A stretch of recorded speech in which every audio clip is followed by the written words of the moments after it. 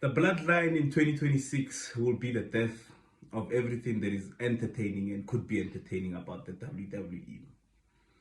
Looking at its members, we're starting with the tribal politician, a man who should have never won the heavyweight championship after he had disrespected it for so long. Another problem, Jey Uso, the blabbering out of breath idiot that makes no sense in any promo that he ever cuts, except for the lines, "Keep my family out of your mouth." Jimmy Uso, the twin that the company never pushed into the stratosphere and into the stardom that he so rightfully deserves.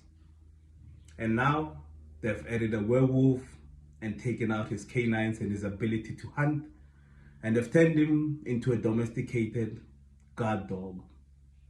Ladies and gentlemen, this is the Bloodline in 2026. Hit my music.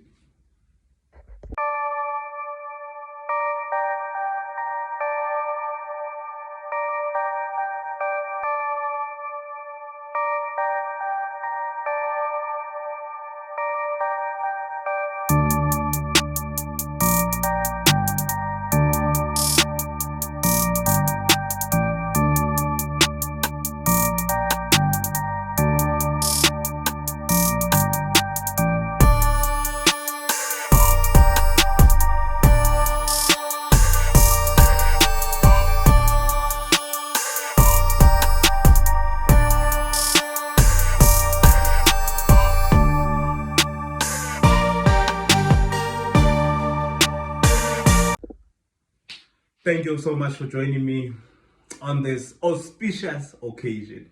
Wow, I never thought I'd be hitting such words on the podcast, but we're finally at 100 subscribers on YouTube. And man, to say that I am happy is an understatement. I'm over the moon. I don't know if I'm this excited about 100 subscribers. Everybody in the house already knows that the channel's on 100 subscribers. Immediately when I got the notification from YouTube, my face just lit up and I took my phone and I started showing off my 100 subscribers on YouTube. Thank you so much, guys, for the support. Thank you so much for the interactions, the follows, the subscription. I'm gonna put all my social media links in. I can't even use the description at this point in time, man. I don't know why. Like, YouTube just bombed out on me for some reason. I can't put in hashtags or description on my episodes, so it's probably something like a glitch. I'll probably raise it with them. I have 100 subscribers now. They need to take me seriously. But yeah, I'll put a link to all my social medias. Thank you so much, guys. It means so much. It makes it worth coming in front of this camera and talking to you guys about the WWE. And like the intro of the video said, and obviously the thumbnail, I believe the Bloodline in 2026 will be the death of WWE. Now, I'm what is considered to be a Roman Reigns hater, and this big 2026. And I've heard a lot of people commenting on some of my videos, either on social media or ones that I've posted on YouTube, with people basically saying, "Why do you hate Roman Reigns so much?" It's not hate, ladies and gentlemen. Hate. And I hate the guy, I'm sorry. I hate the guy. But I will never discredit what he has given to the company to get it to where it is today.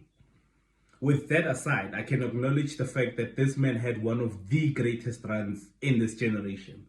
This man is a mega superstar. He's a great in-ring worker and an even better technician when it comes to gauging the atmosphere of a crowd in big main event matches. This is why he has also main evented WrestleMania so many times. This is why he celebrated the way that he is, because he took the game, he elevated it.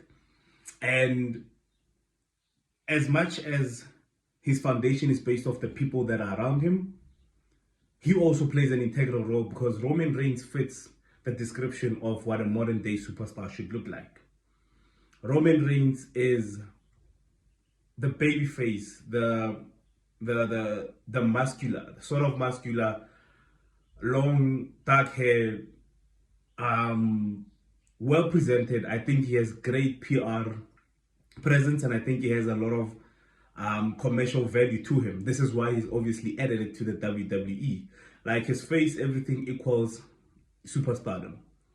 If you were to compare like, I wouldn't even compare it at this point in time. Roman Reigns has basically done it with wrestling.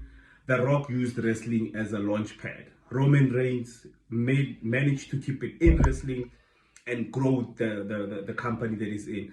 And I believe that whenever he gets as big as he deserves to be, he will eventually leave for Hollywood. He already has a few, well, I've seen the latest movie, Street Fighter, that he's in. The only gripe that I have with Roman Reigns, and this is a gripe that I've had with a whole lot of superstars before him. When you are a superstar, you reach a certain pinnacle where you have to come to terms with the fact that you will never peak again. You will never be as hot as you once were, and you will not probably be as entertaining as you once were. He had a formula. He had Jey Uso, Jimmy Uso, Solo Sikoa, Paul Heyman, and eventually joined in with Sami Zayn. And this was peak television. I do not even want to lie to you. When the Bloodline was cooking on all cylinders and they were firing on all cylinders, they were unstoppable. This is the period between 2021 and to the point where he lost the Universal Championship to Cody Rhodes. Now, ladies and gentlemen, you have to look at the WWE as a whole. The WWE as a whole, storylines have always been repeated in the company. Storylines have always been revisited in the company, but there's always been progression. For instance, I'll give you a storyline between Shawn Michaels and Triple H. For the longest of time, as much as Triple H was best friends with Shawn Michaels and Shawn Michaels was best friends with Triple H, they were polar opposites of each other. I believe that whether they were on the same page or on different opposing ends, they had always a great story to tell. Whether it was Triple H betraying Shawn Michaels or whether it was Shawn Michaels trying to get retribution for being betrayed, dude, there was always a story there, and it always had progression. It built up their relationship. It brought their relationship to such an extent where whatever was said in the previous storyline will not be played out in the next one. Instead, they will have interaction upon interaction upon interaction, which actually builds to their friendship. And that's just in-ring chemistry. The difficult thing about that is finding superstars who gel like that, whether they are on the opposite, whether they're a babyface or a heel, but they gel regardless. Even if the roles are switched, they still gel. In this day and age, Roman Reigns has been introduced to us in a faction. He debuted with the Shield. It went very well for them. It went very well for the Shield because they were ranked in some of the best matches and in some of the best segments that we ever had in the WWE of a faction. The Shield broke up. We got the big dog era. We got Roman Reigns being pushed as a singles competitor, and it felt forced. Roman Reigns eventually found his feet. He found his feet as the tribal chief. Before he was even named into the tribal, his return with the match between Bray Wyatt, may soul rest in peace, and Braun, and it was Braun Strowman. Braun Breaker, Braun Strowman. It was Braun Strowman. He found his feet and he established a character called the OTC. Now, the OTC is obviously something new, but that's when the tribal chief started. Now, the tribal chief's character was a tyrant who was willing to use any and all means to sustain the power that he had at the time. The one good thing he did was, you know what? I have a family in the WWE. Let me take them up. Let me take them up with me and let me grow with them. We saw a whole lot of potential in the Usos because at some point we started asking ourselves, how would they survive as single competitors? We introduced the sibling rivalry between Jey Uso and Jimmy Uso. Jey Uso obviously being the handpicked one to say that he's the main event. Not a problem with that. He's the hard head. Jimmy Uso is the one with the cooler head and likes to be more diplomatic about situations because he has more experience. He's the older brother. They introduced Solo Sikoa. Solo Sikoa was a menace. Solo Sikoa was everything Roman feared in a family member. He was a challenge for Roman Reigns. He didn't say much, but he did a whole lot. Sami Zayn, we all know how I feel about Sami Zayn. Push Sami Zayn to the moon and back. Sami Zayn added the comedic element to the Bloodline. He gave them more character. He gave them more than just a one-dimensional era swing. He was like, you know what? There's something else to the story that needs to be told. Roman Reigns and the Bloodline peaked. And when I mean peaked, the word cinema would describe the weekly segments that we had with the Bloodline. The small cracks that started to show over time. The little arguments, the little miscommunications that would eventually build up to where it was. And them breaking up produced some of the greatest pops that I can ever remember. I remember the time that Jimmy Uso super kicked Roman Reigns while he was on his knees to tell Jey Uso that I'm doing what you should have done a long time ago. I'm your brother, not him. And I was just sitting back, I'm like, oh, snap. This is story. This is peak. I enjoyed every segment of the Bloodline. To the point where Jey Uso told Roman Reigns, if he's out, then I'm out. Proceeded to super kick him. Proceeded to be the first person to pin Roman Reigns in 3 or 4 years. I was so interested. I was so happy. I was like, damn, they really cooking with this. Obviously, the Bloodline split apart. Fast forward to 2026. The Bloodline is now back together. You ask what has changed? Not a lot.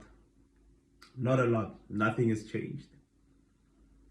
The WWE is such that it's in such a bad creative state that they are depending on one faction to fix 2 shows.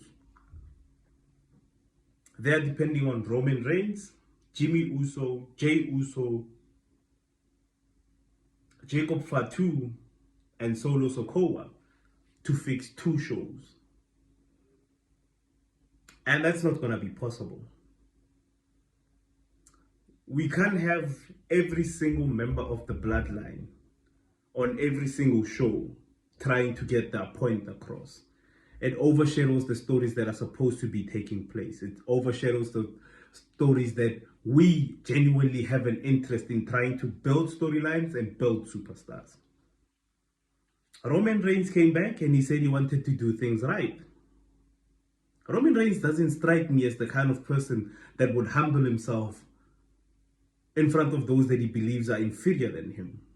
Roman Reigns, as a character, believes that there is no one else in his whole bloodline that can do what he does. There's no one that can be the CEO of this company except me. I see you working your way up in the company. I see your experience. I see the fact that you might be getting an understanding as to what we're doing here, but no one is more equipped to run this family than I am. Age isn't on Roman Reigns' side. Health is not on Roman Reigns' side. He needs to establish a new tribal chief.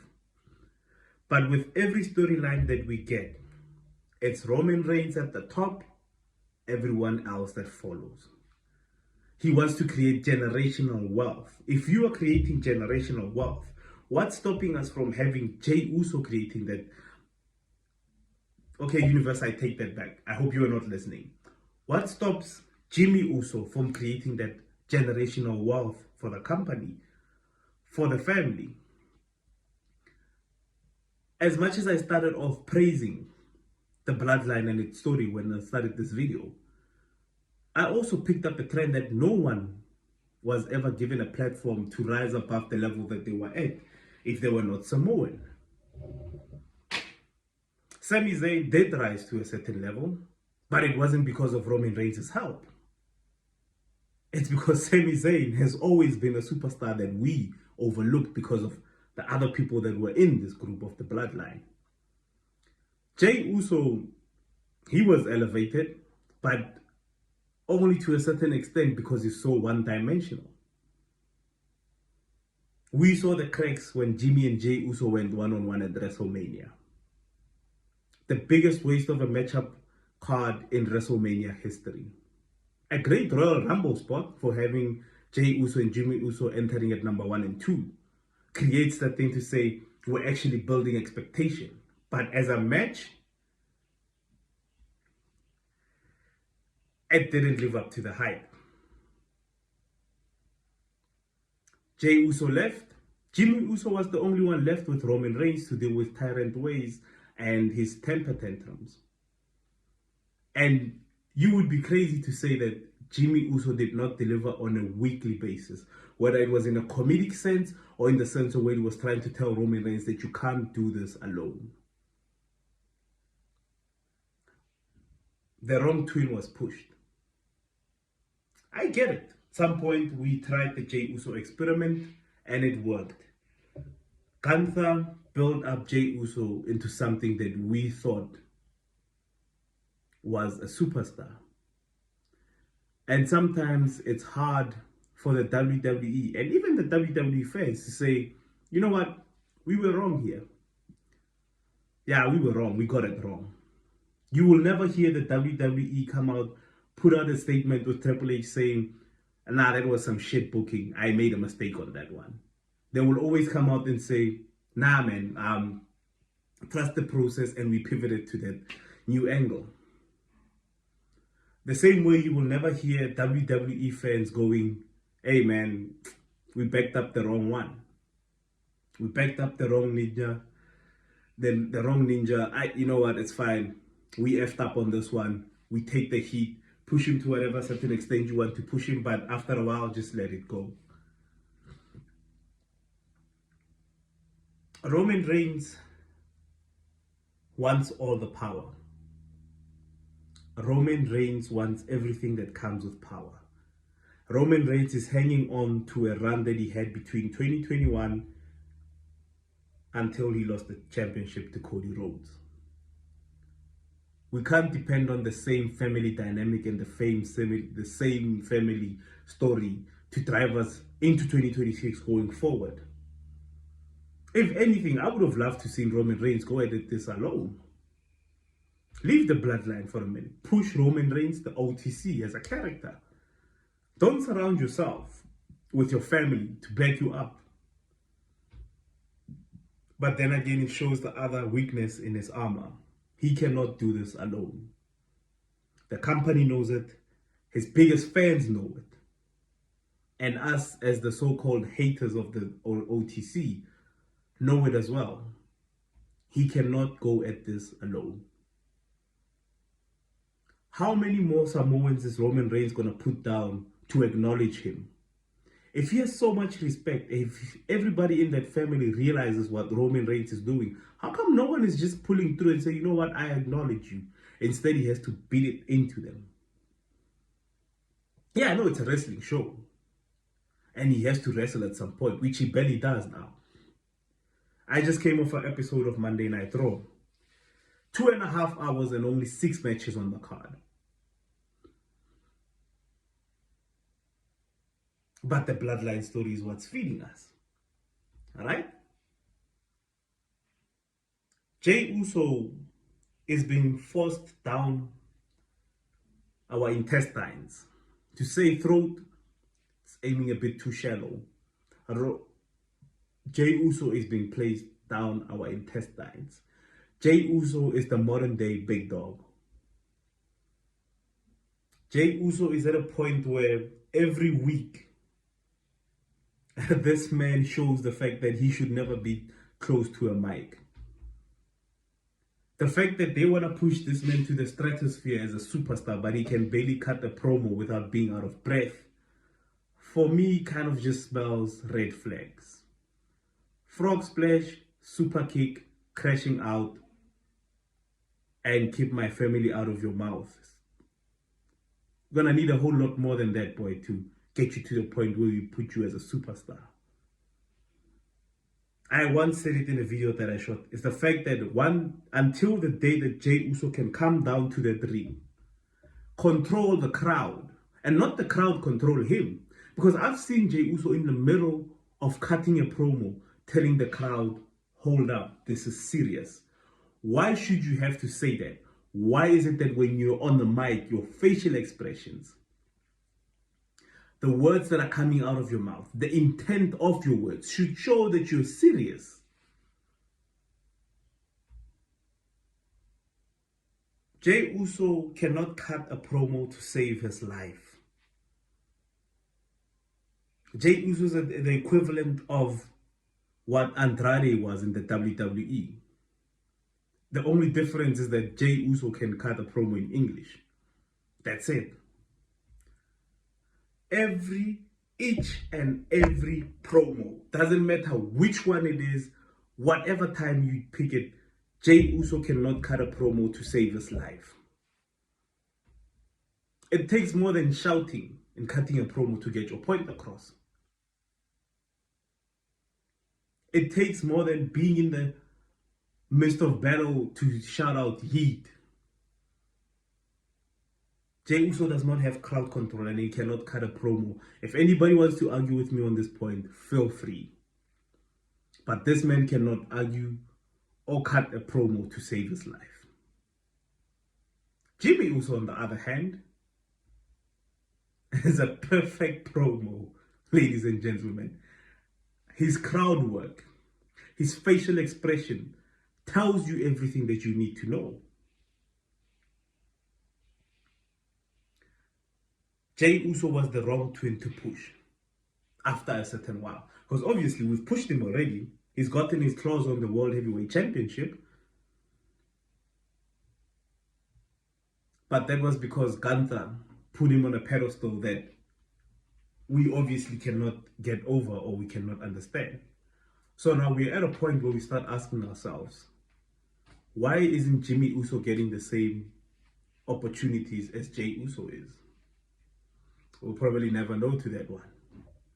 But now we get to Jacob Fatu. Now, out of everyone that has debuted in the Samoan family, I think Jacob Fatu was the most anticipated. The destruction that he brought, the just pure chaos that he brought with his aura was just destruction. If I see Jacob Fatu in a hallway spazzing out, best believe I'm turning back. I'm turning back because I'm not confronting that monster. But now he has been defeated and been forced to bend the knee to Roman Reigns.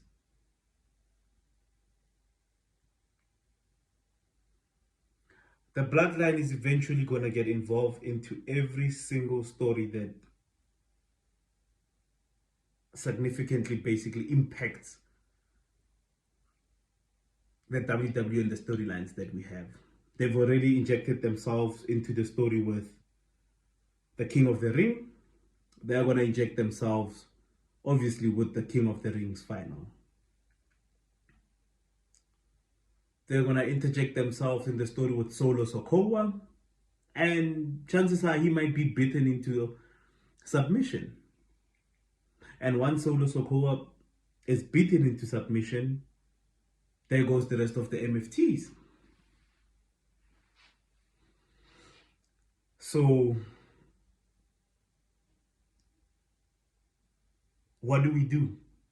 What is the solution to all of this? I'm afraid it's too late for the solution. The solution basically should have been at WrestleMania against CM Punk. Roman Reigns was never supposed to get his hands on that World Heavyweight Championship. Jimmy and Jey Uso should have focused on the tag team division on Monday Night Raw. Because all we're getting week in, week out, Street Profits coming out half naked, running to save somebody, trying to get that point across. Instead of having Jey Uso advance in the King of the Ring, we should have had Jimmy Uso.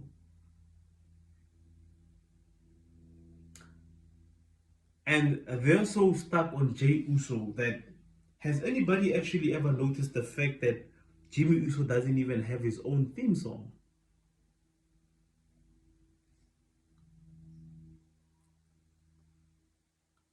Jimmy Uso, the only time we ever include him in any sort of story is because his brother started a fire that he could not put out.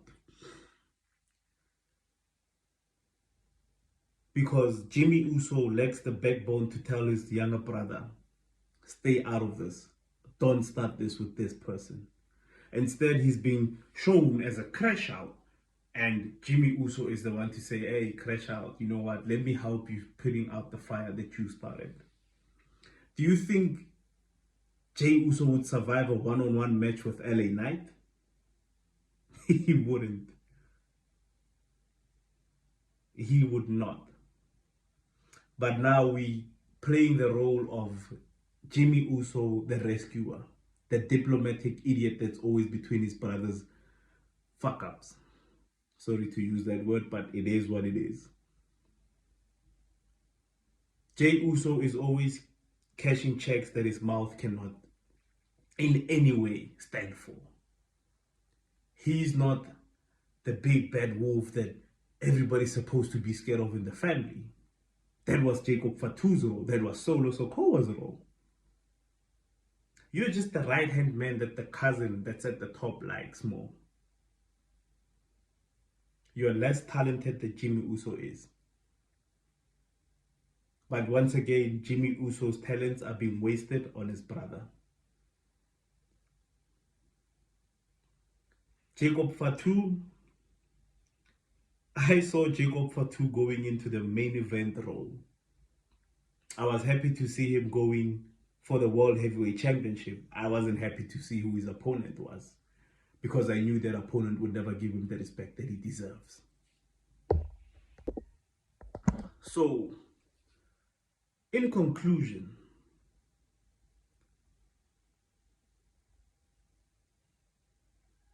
the Bloodline is just a repetition of what we experienced back in 2023, 2022, and 2024. Roman Reigns is not doing things differently. He's doing them the same way that he has always been doing them. I remember telling people online the fact that this man has not changed. This man has not come to terms with what he did to his family, how much he neglected them and how much he used them to get to the top.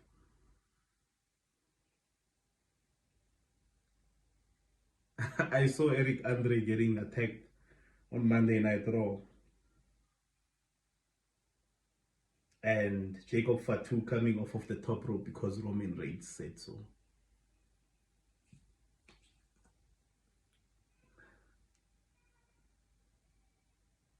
Jacob Fatu is the new Jey Uso. And Jey Uso thinks he's the new tribal chief.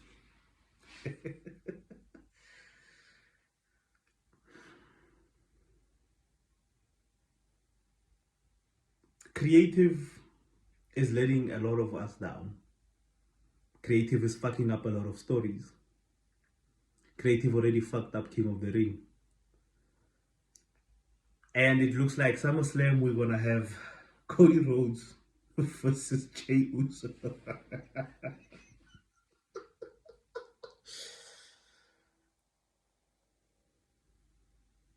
SummerSlam, the biggest event of the summer.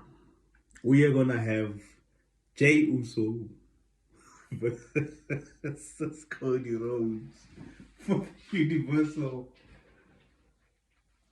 Championship at SummerSlam, the biggest event of the summer. I'm gonna repeat that so it eventually sticks to your mind that we're gonna have Cody Rhodes versus Jey Uso at SummerSlam, and the main event for the Universal Championship.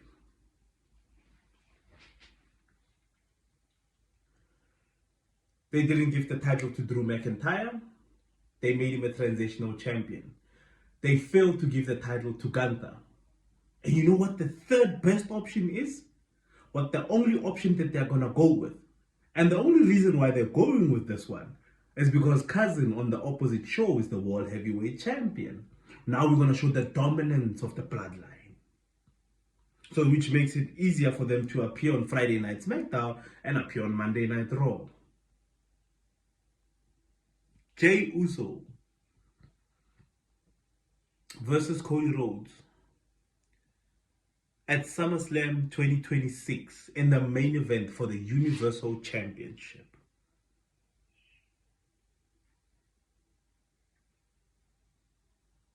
That's such a bad idea to me that I wouldn't mind Chad Gable putting on his mask and El Grande Americano, who's currently at AAA, to have their match on that main event of SmackDown or SummerSlam.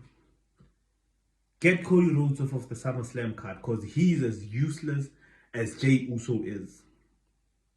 I can predict the promos going into that. You know what, Jey Uso?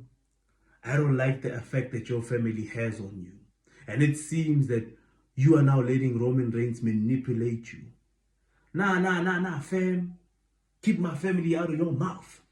This ain't got nothing to do with Roman. I'm here and I'm the one in front of you coming for that Universal Championship at SummerSlam. Fucking pathetic. Fucking pathetic. That's what we're gonna have. And believe you me, if Jey Uso fails, guess what they're running back? Guess which match they're gonna run? Which match they're gonna? Roman Reigns versus Cody Rhodes.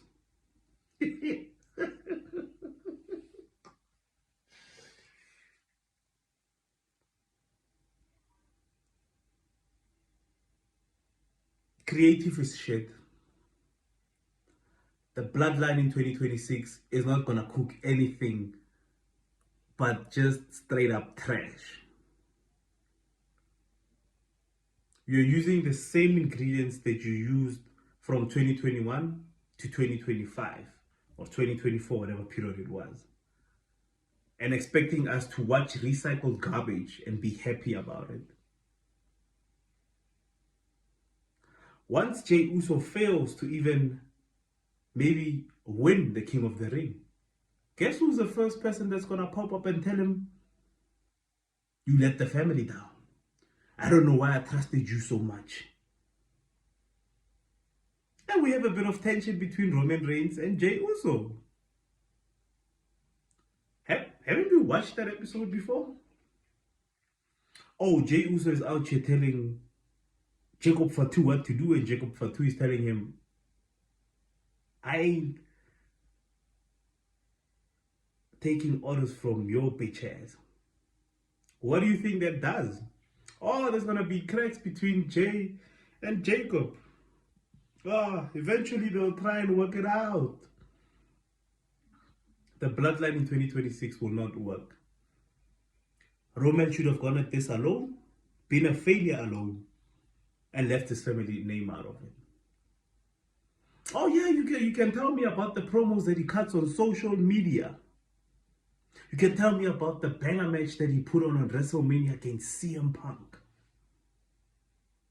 None of that means nothing if you're not in any way developing or putting your character at a certain stratosphere.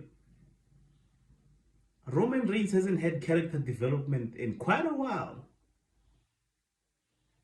I know it's hard for you Roman Reigns fans to hear that. He's still the same arrogant, trash-talking,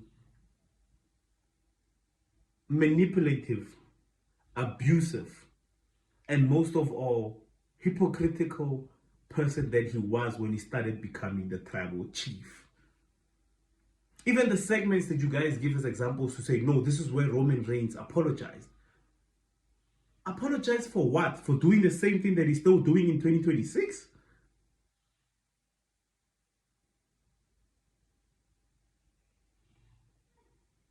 then what was the use? But hey, you know what?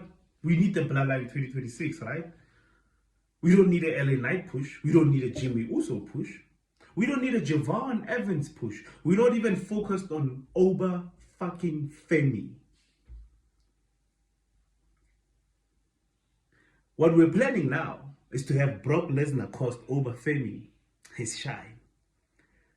And guess what happens when Oba Femi's shine is basically dipped by F5s?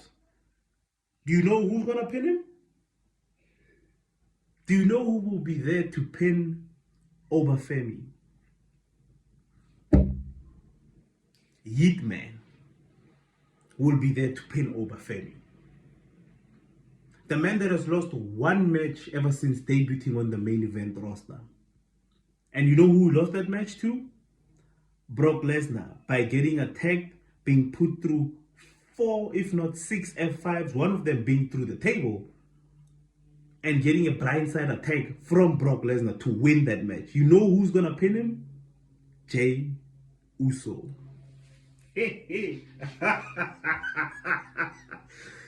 And we need the Bloodline in 2026, you said. You said the Bloodline coming back together would be the peak of television. Roman Reigns coming would restore the integrity that the WWE has been missing. Fuck all. A dud. Nil. Zero. Ratings are still going down, ladies and gentlemen. SmackDown and on Raw. You can bring Roman Reigns in every special occasion that you can think of. He's no longer interesting to us. At least that's to me.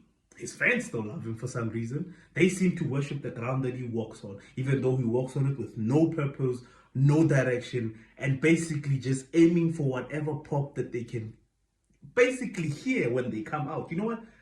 The loudest pop is when that orchestra hits in the music and the OTC comes out. One's in the air. Acknowledge me. Pop. How about an actual storyline? How about an actual storyline that we have not seen? How about an actual storyline that keeps me interested? If you ask me what's the most interesting thing that I'm looking forward to, it's basically when Jacob Fatu turns on each and every one of them. I'm more interested in when Roman Reigns is going to lose that World Heavyweight Championship. Who's the person that's going to make him lose the World Heavyweight? I don't care what's going to happen in between. I'm just ready for this man to lose the World Heavyweight Championship. But Bloodline in 2026 will feed families. It will not. It will ruin each and every... It will infect every roster. It will infect every storyline. They will play themselves in each and every storyline.